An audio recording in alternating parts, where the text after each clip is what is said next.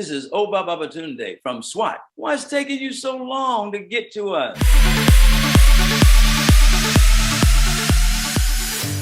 Hey guys, it's Lauren Yates from Rave It Up here. And today we're going to be having a chat over Zoom with Dominican Bachata dancers and teachers Marcela and Luis Miguel from Los Bonitillos. We're going to talk to them about their dance career, how they met, and also about their love story. I had so much fun with these guys today, and it was good practice for my Spanish too.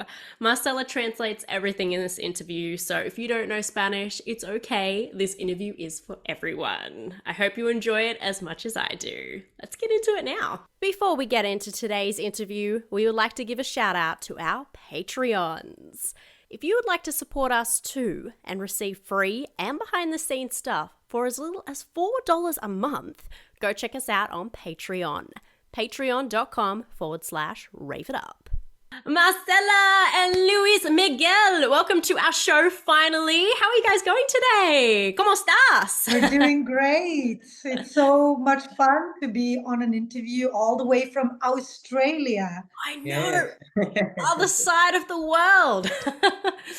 Well, before we get into, a little bit of your dance career and find out how you guys made it to where you are today, I actually wanted to talk to you guys about you guys individually, because Marcela, you're from Sweden, Luis Miguel, you're from Dominican Republic. So how did you guys even meet? They're very different parts of the world.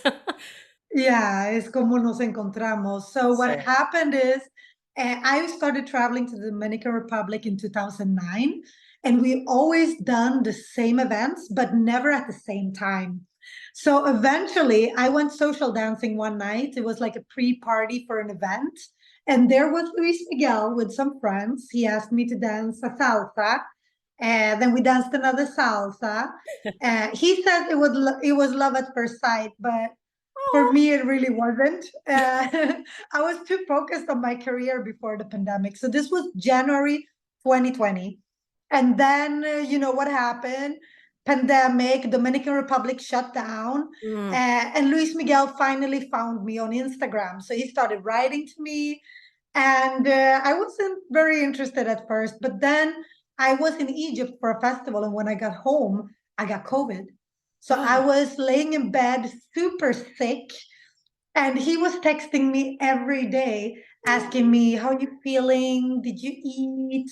How is your fever? Did it go down? And after a few weeks of that, he was like, well, you should really give me a chance. I'm not like other Dominican guys. Yes. And we started connecting, and we've been together ever since.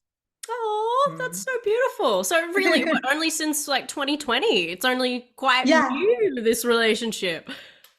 Yeah, it's 3 years and a few months, but we met for the first time in person in January, and then as soon as they opened up Dominican Republic on the 1st of July, I was there on the 4th of July, and I stayed for 5 weeks. We decided that if we don't kill each other on those 5 weeks, we're good to go. Yes. So how quickly did you guys get married and everything too? Or are they just promise rings? No, we got married on New Year's Eve 2021. Wow. So we were together for 1.5 years before we got married. Aww. And it was a really nice wedding in our studio in Dominican Republic. I had 20 of my dance friends at the wedding. My family came all the way from Sweden and from the US. He had family from the US. And it was really, really beautiful. Oh, congratulations, guys. Thank you. Love at first sight. He was just like, oh, dame un besito. That was his pickup line, basically. Yep. I say that to my fiance all the time. So I'm learning a little bit of Spanish at home, and that's like my one line I can always say. Dame un beso. So were you guys also, when did you start dancing together as dance partners? Was that straight away when getting together? So it's always been love and dancing together? Well, during the pandemic, ella dice, sí, empezamos a bailar de una vez juntos. And during the pandemic, we... it's a bit when I tricky. started getting better from COVID, Luis Miguel was like, "Oh, let's practice a little bit together," because I was really, really depressed. I think I have never been depressed in my life before. I've always been like the happy person who couldn't get angry, who like always saw the glass not even as half full, but I saw it as like the possibility of filling it up, you know? So in this moment, I had worked 2 years really, really hard building my brand, Marcela Bachatera. And I just saw in 3 weeks how all my 2 year plan crashed down. Gigs were canceled. Uh, my economy just went through the window. And he was like, you know what? Let's just, dance a few steps together. Let's make a collab. Then we did the online bachata festival. We were the first festival in the world to be all bachata online. Wow. And yeah, so we basically started dancing, but we didn't have like a long time plan in the beginning. It took like 3 months. And I wasn't really sure until after those 5 weeks. As I said, if we didn't kill each other, then it was forever. And it really was. Oh, and it was love. Because I did have a little look at your, I guess, backstory, Marcela, that you actually opened your own dance company. What was it, back in 2007? So you had, I guess, your Yeah. own little baby going. So when did Los Bonitillos, I guess, get born? Well, it was during the pandemic. We were talking a lot back and forth. And before the pandemic, Luis Miguel was El Bonitillo Luimi La Salsa. And I was Marcela Bachatera. And we were just thinking about that poor MC who has to say one name after another. Yes. And we started playing with it like Marcela and Luis Miguel, but that was like so informal. And It's then like one everyone day I was else. like, yeah, I was like, you're El Bonitillo. Maybe we could be Los Bonitillos. Ooh, the pretty ones. I love it. It suits you guys beautifully too. You're both really good looking. If babies come along in the future, gonna have some really good looking ones. Thank you. Dice que vamos a tener hijos muy bonitos. Gracias. De nada. Now, I obviously know what drew you so much to Dominican Bachata and just Bachata in general, being a Bachata dancer myself. But please tell our audience what drew you guys to it. Was it just the really sexy hip movements? ¿Qué fue lo que a ti te sentió como que portadora de la bachata dominicana? Los Mm, movimientos. Bueno, en sí uno nace con los movimientos, o sea, es parte de la cultura. Uno ver a sus familiares, amistades, vecinos, etcétera, verlo al día a día, ver cómo absorben la bachata. Es como uno nacer en ese ambiente en el cual uno mira y aprende e imita también. Pero lo que me llevó al mundo en sí de generalizar más es como los extranjeros aman la cultura y el baile dominicano. So what he's saying is that in Dominican Republic, you watch your siblings, your parents, your friends, the neighbors dance.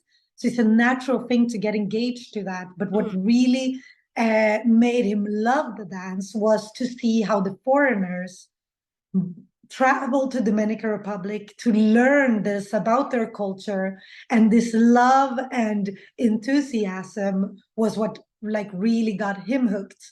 And for me, I was a salsera. I started dancing salsa 25 years ago. And actually, yesterday I celebrated 15 years as a bachatera. Woohoo! Congrats. So I went to this event in Gothenburg, Sweden, where they did the second first bachata festival in the world. Tony Lara was there as well. And there was a DJ friend of mine. He was telling me he got hired for this very suspicious gig in Gothenburg, and he didn't want to go by himself because he was like, I don't know anyone there. Can you please come with me?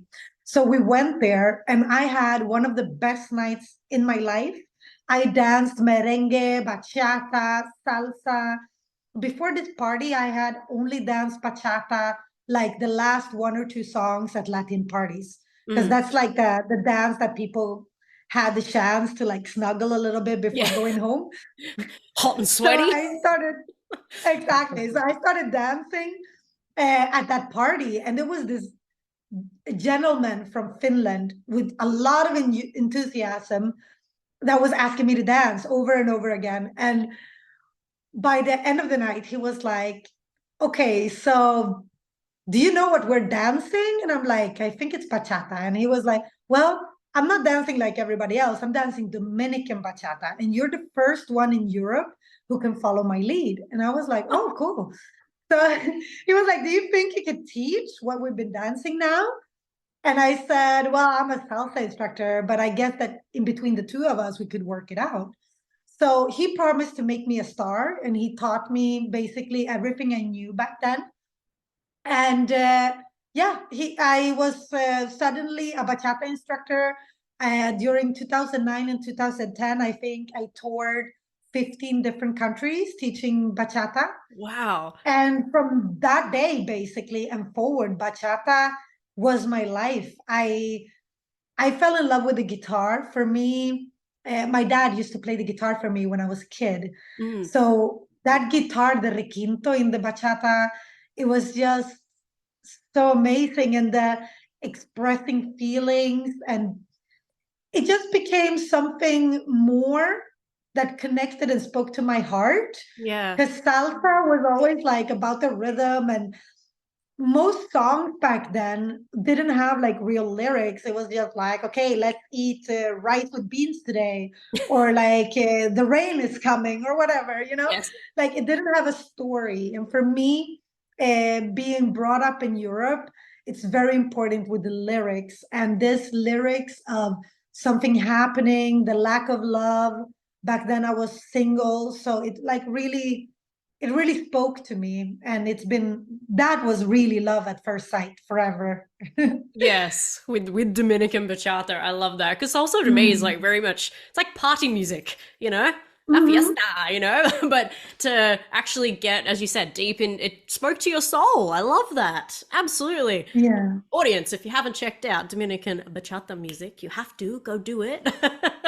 Because I'm guessing with you falling in love with the guitar, it is because you don't hear really that much guitar when it comes to urban and modern bachata, but it is very prominent in Dominican bachata.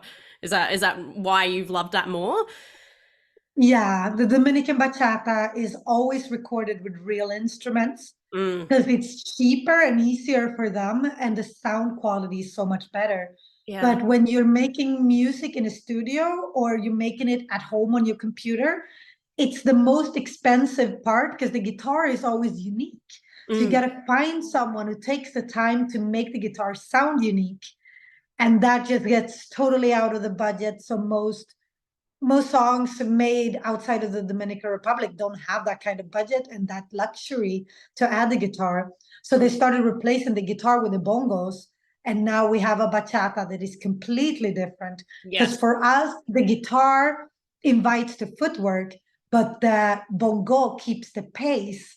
So it's very confusing for a Dominican dancer to play with the bongo. You don't play with the bongo, you mark the bongo. Yes.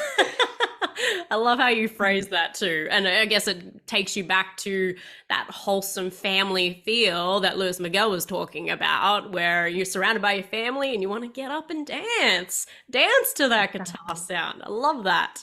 Something that has just amazed me about you, Marcela, today is just how amazingly you translated Luis Miguel's Spanish just then. Did you already know Spanish already fluently before meeting? Or has this all been because of being with him and you've had to do it? No, my parents are Latin American, but they didn't teach me Spanish. So I had to learn in school with the Swedish kids. Yeah. And didn't see it that way in the beginning. It was more like, well, if I gotta learn a third language, then I might as well learn my native language. But then when I started traveling, I just realized, wow, there's so much people who speak Spanish. I really want to learn this. And surrounding myself with Latins, Luis Miguel, all of my friends here. I have Dominican friends for years, people from Chile, Peru, different countries, Colombia. And lately, we're watching a lot of movies also in Spanish. So, I mean, like Spanish is all I hear now. So it gets a little bit better every day. It was not this good before I met Luis Miguel, but it was pretty good. Do you think it helps because you already knew another language and this is like your third? Definitely. Yeah, definitely. yeah. And Because I was this like, is my third. there is hope And then though. I used to speak fluently Italian, and I have studied both Arabic and Japanese, but Whoa. not gotten very good at none of them. Yeah, well, it's all right. Speak fluently in Spanish and it's going to work really well for you, which it already is. So thank you for translating today.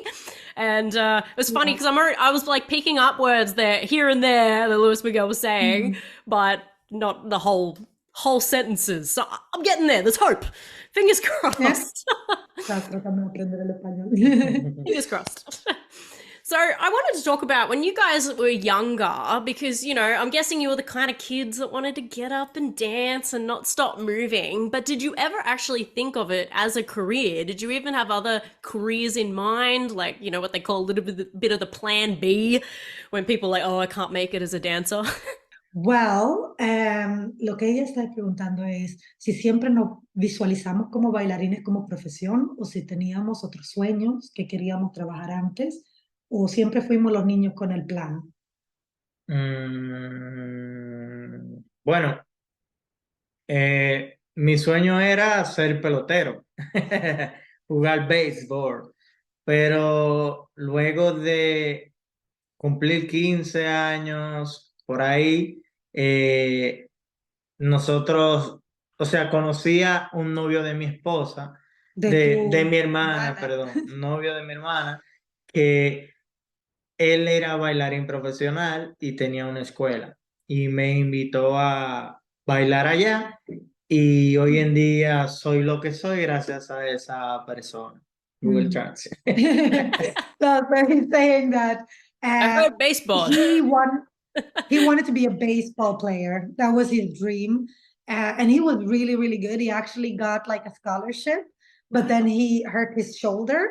And at the same time, his oldest sister got together with a professional dancer at his dance school, and he had to go and chaperone her at this school.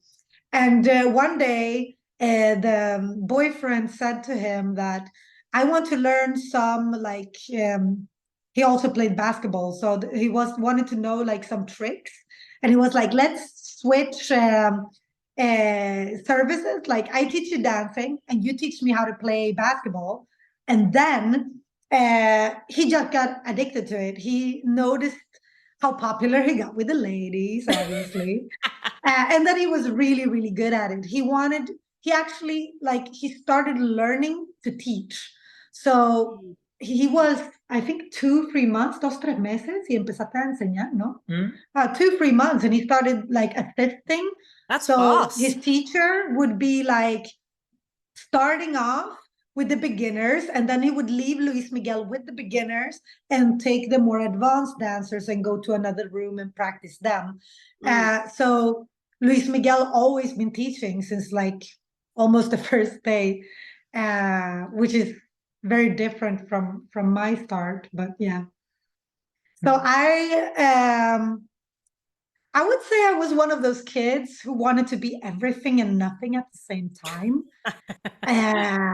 I always wanted to be something. I was like, oh, I want to be a lawyer. And then someone would say, yeah, but if you're a lawyer, you got to defend people who do horrible crimes. And I was like, okay, no, then I don't want to be that. Okay, I want to be work at a zoo. No, but if you work at a zoo, you also get to clean the, like, there was always like something, and I was very You're looking at the easily, glamour side of things instead of what it's really like. yeah, like the romanticizing it. And people would always tell me the bad things, and I would be like very easily discouraged. And I think like the thing that I really wanted to be for the longest time was a swimmer. I used to swim 9 years as a kid, but I was never good enough at it. Like when I started, I think I came to 9, 10 years old. I was always like a few seconds too slow for my age. Mm. And I didn't like always feeling like I was worse than everyone else. So when I got offered to start coaching the other like younger kids, I was like, okay, maybe this is what I should be doing. Maybe I should be coaching. So at the age of 14, 15, I started coaching swimming. And I realized I really love teaching. Um, and since then, it's always been teaching. I started dancing at 15. At 19, 20, around there, I started assisting our teachers. I went a year at the university to become a teacher, but realized that no, it's a dance teacher I want to be. So I would say I've been wanting to be a dance teacher for the past like 20 years. Wow. So it's good. You knew what And you wanted and you went for it. At the end yeah, there, where you're a bit funny at the beginning. I want to be this, want to be this. You yeah, finally got exactly. there. And it hasn't always been easy. I mean, most people know that if you're a dance instructor in our field, like in the world, most people don't take that as a like a real job. Every Mm. time I meet someone and they ask me like, what do you do for a living? And I go like, I'm a dance instructor. They're like, okay, and then what do you do? Like, Yeah, what what's else? your real job? Yeah, like what's your Yeah. real job? What pays your bills? And I'm like, dance instructor since 2007. Like it's been up and down. Sometimes I've had to have extra jobs, but most of the time, dance has been everything for me. I don't see myself doing anything else. And I'm guessing starting off, you needed to have a bit of like a side job as well for both of you. Yeah, Mm. exactly. Yeah. But Mm. what'd you do? A bit of waitering or working in retail or? I was a receptionist, and I was pretty good at it. So I became both like a hostess at a conference center, but then I got to another work where I started doing the economics for the job, and yeah, so it's been reception and en economics. And Luis Miguel, ¿qué tú hacías cuando no bailabas como trabajo extra? Uf, muchas cosas. Bueno, era pintor de casa, trabajé un tiempo en un taller de mecánica pintando carros, trabajé en un almacén de computadoras, trabajé en un parque de diversión, trabajé en En McDonald's, seguridad, seguridad privada, animador. animador, restaurante, en discotecas, Yeah, so de he's todo. basically done everything. He I heard started car having mechanic his and was it car driver and then restaurant. painter. Yeah, I was like trying to He pick up worked what I at could. he worked at a factory for computers. He's Wow. worked in security, waitering, like basically everything that Everything. he needed to do. As soon as you could, right? Whatever you could get. Yeah, And exactly. Since 15. Mm. yeah. Hmm. Well, this question is for you, Marcela, and I'm sorry there's not as many for Luis Miguel because you're gonna have to translate everything.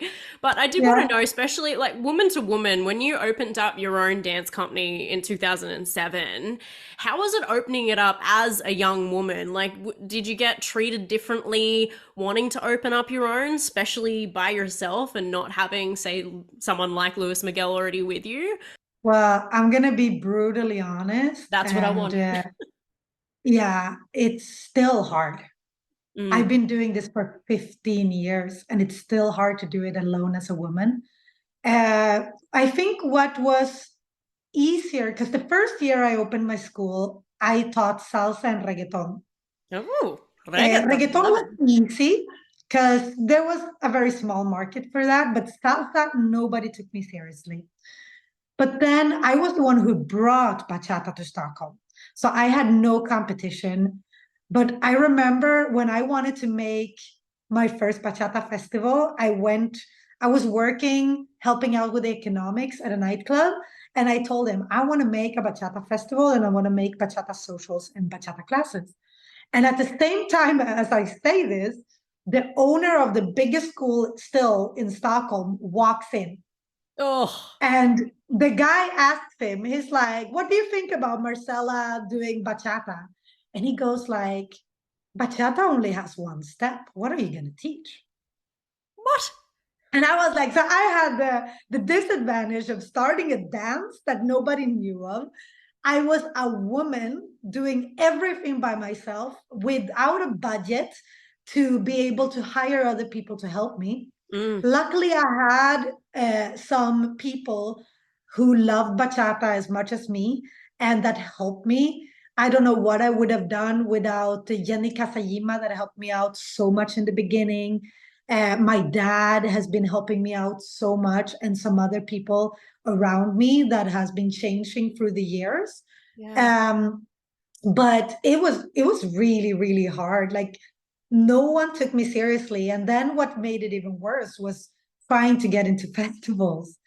I don't know how many festivals I've had to cancel last minute because I realized the organizer wasn't hire me as a professional.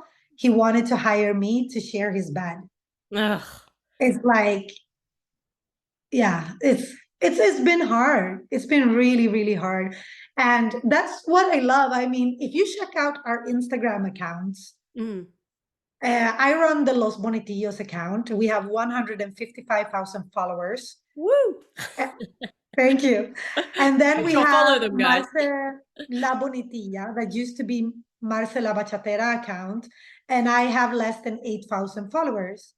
And people say, why are you not growing that account knowing the formula? Why don't you grow your own account? And I'm like, well, on Los Bonitillos, we get messages asking, where do you teach?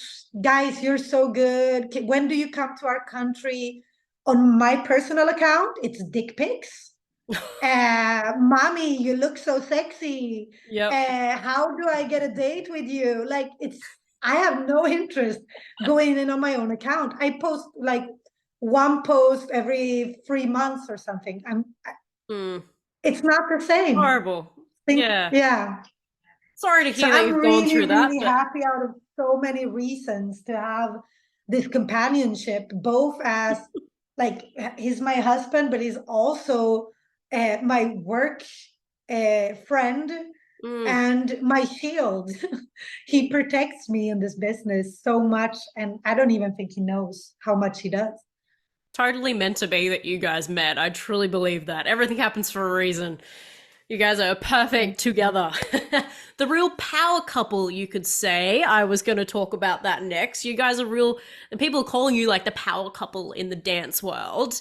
And I do want to know, and even maybe Luis Miguel could answer this, after traveling the world now with dance, and you guys got so many fans now, as you said, hundreds of thousands of Instagram followers, but also all these different festivals you're working at, you just came to Sydney.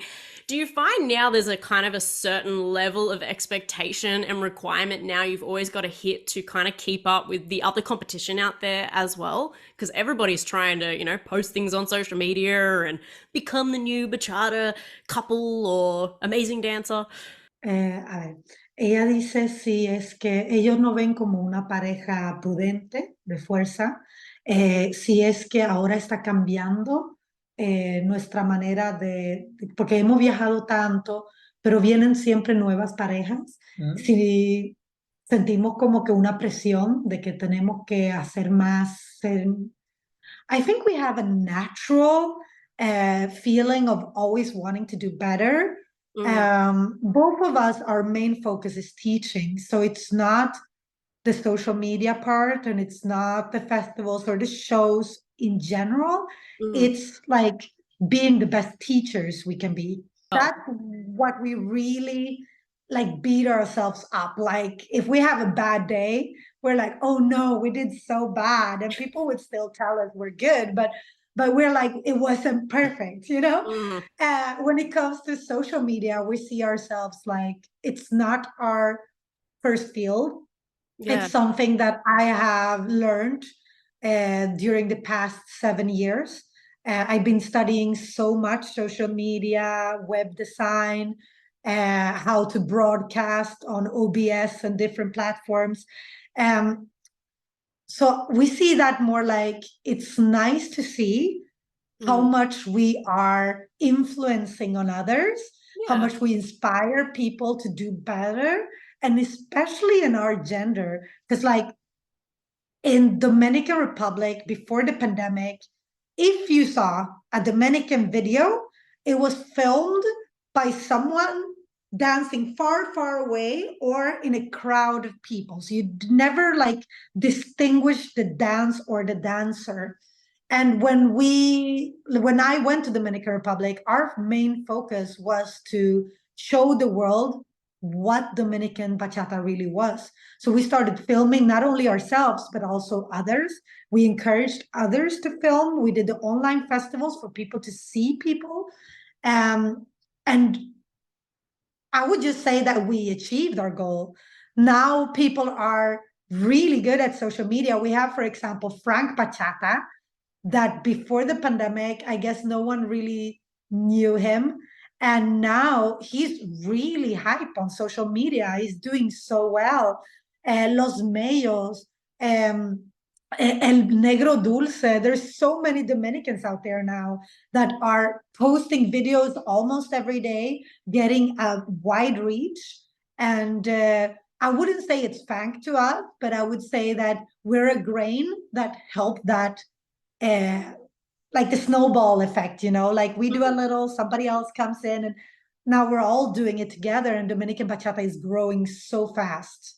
'Cause I did hear you guys have quite a unique teaching style as well, don't you? I'm guessing focusing on those different elements and, you know, doing different footwork and like I loved both of your workshops here in Sydney. Can you Thank you. tell our audience a little bit more about your teaching style?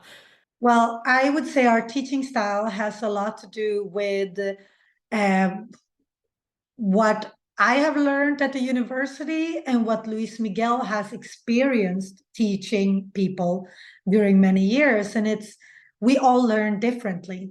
Mm, And to become the best possible teacher is to use the different styles of learning.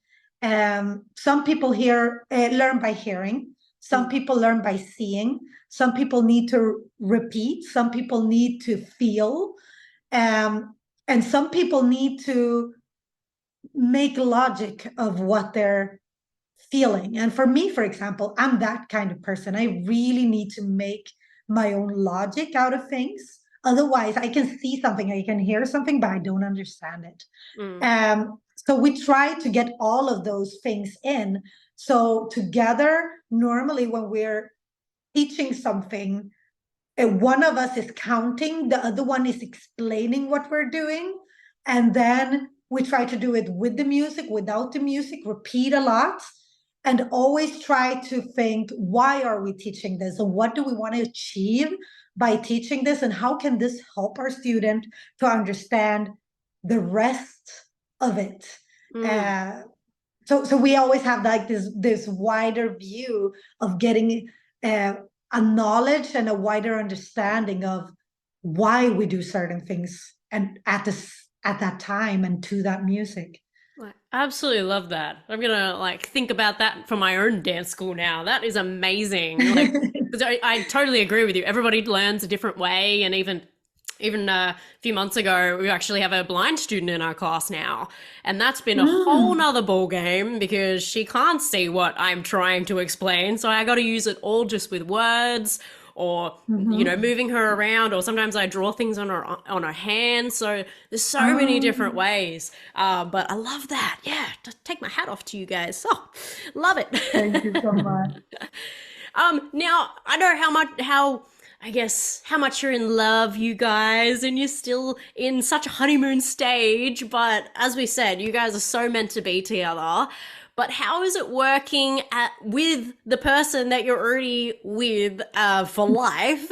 Do you guys, argue about even when you do performances, some of the choreography, or who's going to do what teaching? Of course we do. I mean, I don't think anyone could spend 24 hours a day, 365 days a year with one person. I mean, I wake up, he's there. I go to work, he's there. I come home, he's there. We cook, we clean together. Like the only break we have is when one of us goes to the bathroom, literally. Yes. So obviously there are things that you start picking on, but I think what makes us so like making it last is that we always try to better ourselves and we always try to talk about things. So we always say like, okay, we argued, but why did we argue? What did you feel? What did I do? How did I hurt you or how did I step on your toes? Yeah. To make you react this way and then try to like mend it. I would say the most challenging part for us is always the creating new choreographies. Because I'm the kind of person who sees things and visualize things, and I can see it like it would be a movie. I see everything. Me too. And since I already saw it, and he's the kind of person that he needs to try things out. So he tries things, and this works, and this doesn't, and this blah, blah, blah. And he needs to like build to get to that place. So we really collide because I get like stressed out because I already saw it. I don't need to build it up. I already like got this perfect place. He just needs to fill out this blank in my head. But obviously, that's not how you work as a team member. I never had to work in a team before. So it's really challenging for me. And Luis Miguel is very used to working in teams. So for him, it's like we all contribute. And yeah, I don't know. I guess I'm the problem. Perfectionist, just like I am. Yeah. And I'm guessing you guys kind of make sure that, when it's business time, it's over here. If it's relationship time, it's over here, so that the two are separate. Or do you always find a little bit of them collide? I think Luis Miguel should answer this one. Ella pregunta si es que nosotros separamos lo que es nuestra relación con el trabajo en tiempo o todo es mixto. O sea, tenemos horas de trabajo, horas de relación. Mixto. For me, mixto. I would say that he is a person that loves having quality time and chill down time. And probably because I have ADHD, I'm working 24/7. I'm addicted to working. It doesn't matter what kind of work it is, as long as it has to do with my field. I get a message and I'm paying invoices at 1 a.m. Doesn't matter. We can be watching a movie. I have a student asking about our ITG Bachata tour. I am answering. It's like, for me, I don't really separate. And that's why he says like, it's mixed. Yeah, it's definitely mixed. He reminds me all of the time that, okay, now we have worked for 10 hours straight. We need to have some chill time. Yeah. Love, we need to eat. Like I can zoom out. I can be a full day. I can sit down by a desk and just like get up and at some hour see that it's all dark and be like, what the fuck happened with the day? Like that's my personality. I just like hyper zoom in on things. And Luis Miguel, he's like clockwork. Like you eat breakfast at a certain time, then after a few hours you have lunch, you have dinner, you got to go to the bathroom. which is really, really good for me. I always said, like, I need a person like that to remind me that life has to be lived and not only through my like work phone. So I think that way we complement each other. Yeah, you look after yourselves. Really well. Yeah. Yeah. Teamwork. Yes, absolutely. Well, something I love about you, Luis Miguel, is just how you look at Marcela whenever you're dancing. It's like she's the only woman on the earth, and it is so beautiful.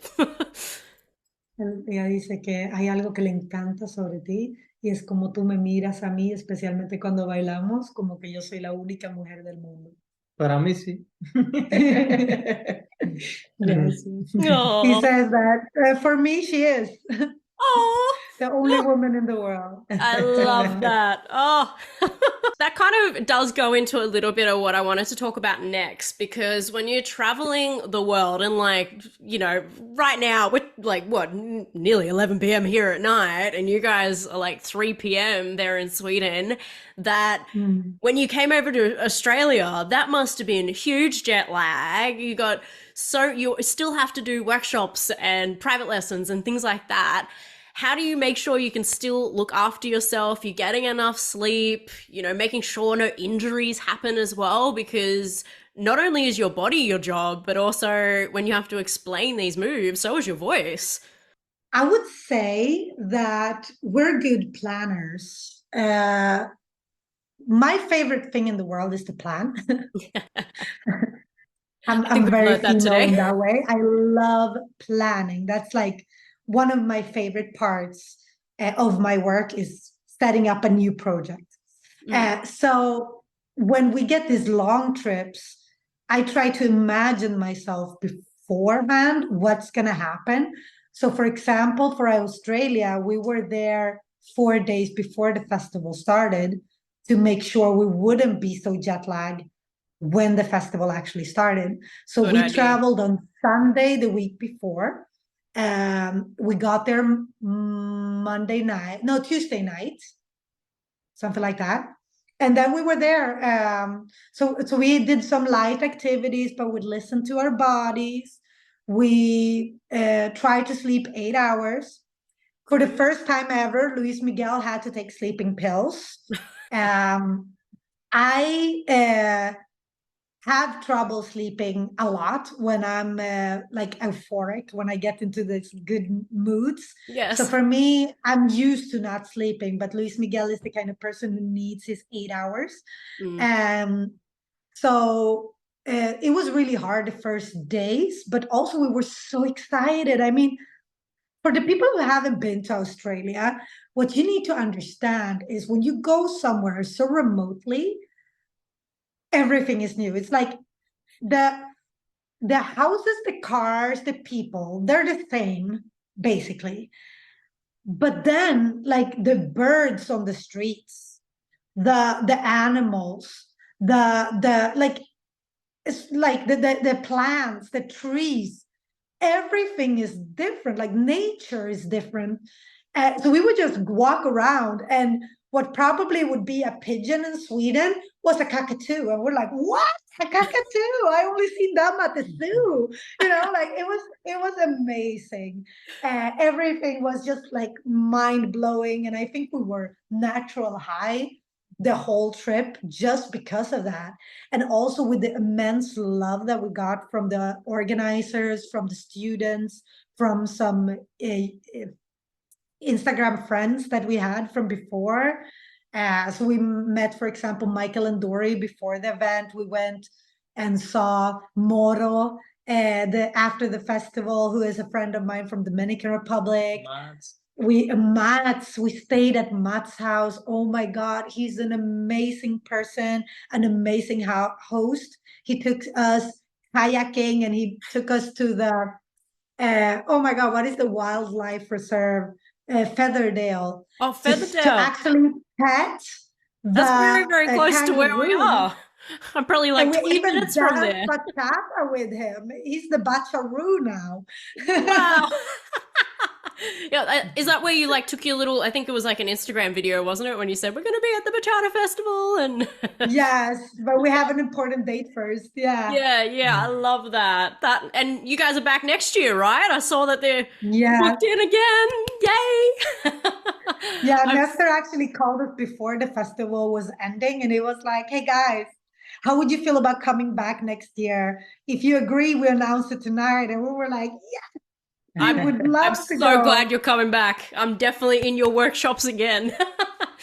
I've been practicing. You'll be proud of me. I've been practicing because I'm more the Thank urban you. modern bachata girl, but I'm loving Dominican bachata. Always loved the music, but never really knew how to dance it. So thank you very much.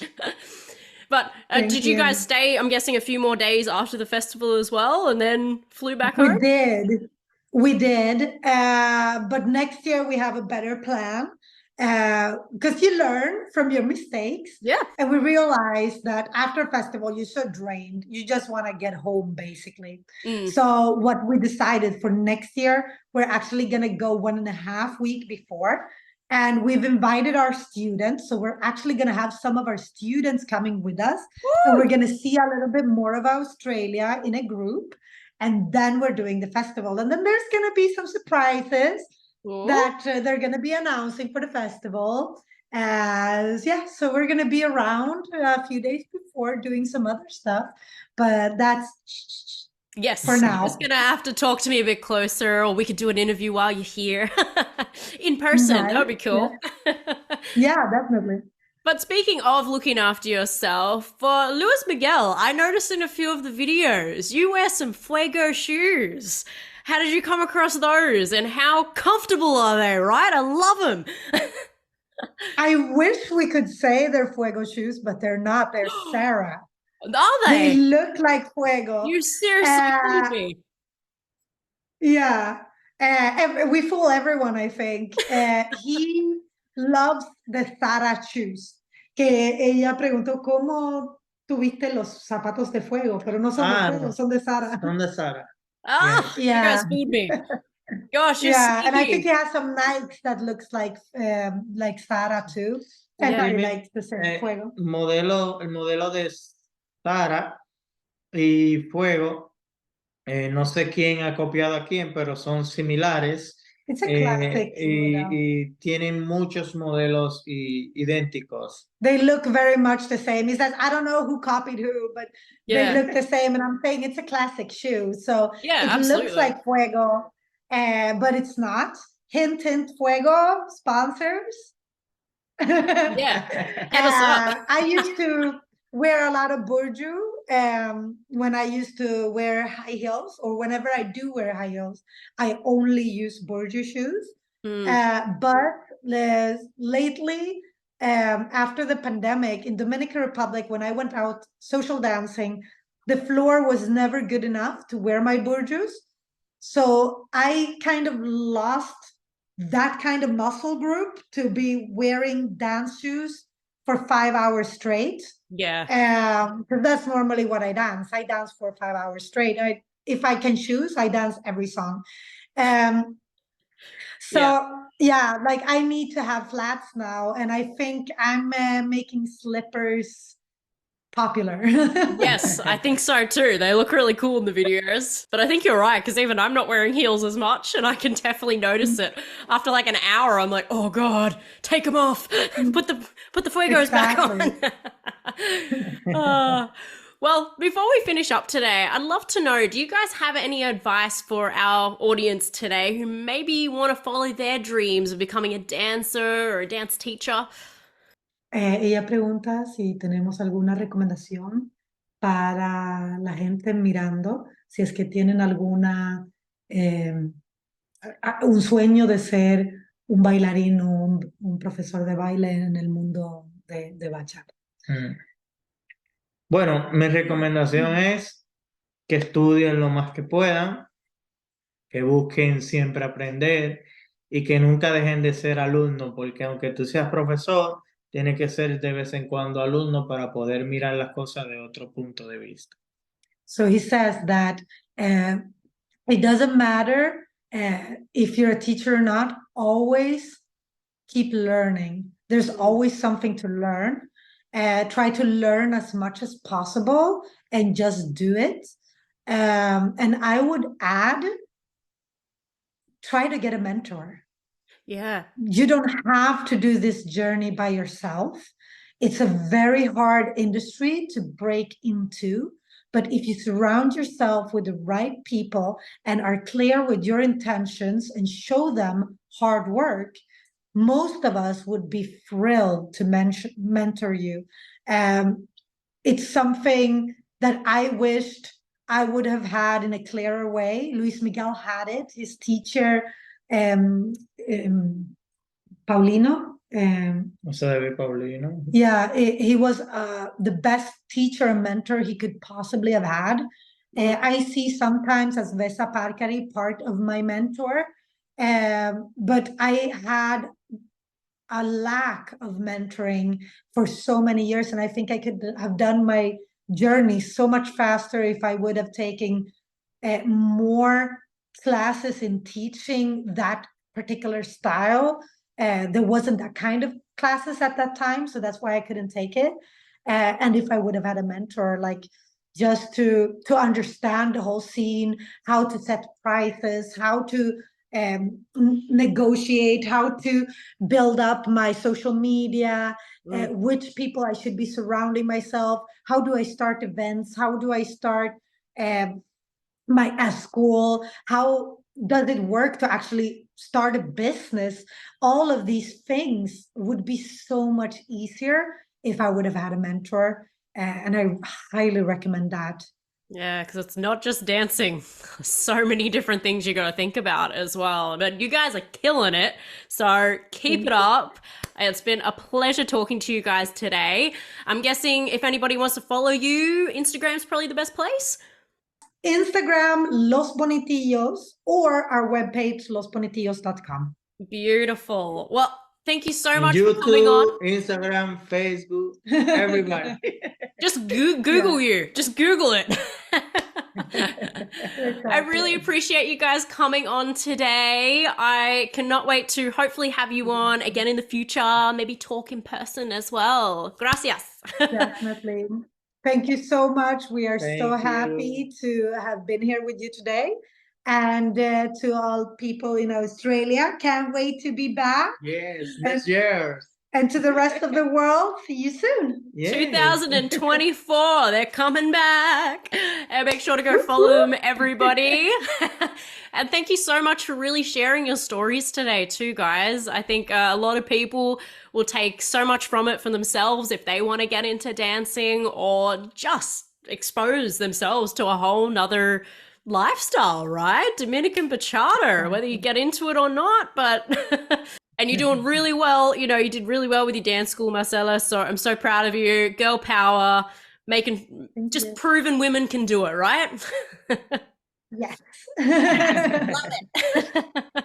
Well, keep in touch, guys, and we'll have you on again soon. Thank you.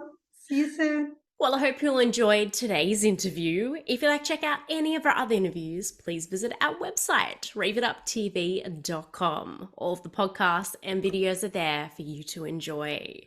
And while you're there, please also check out our 2 books. One behind me called Knowing What I Know Now, as well as a mini ebook that I wrote called Staying Strong, Finding Inner Peace During Hard Times.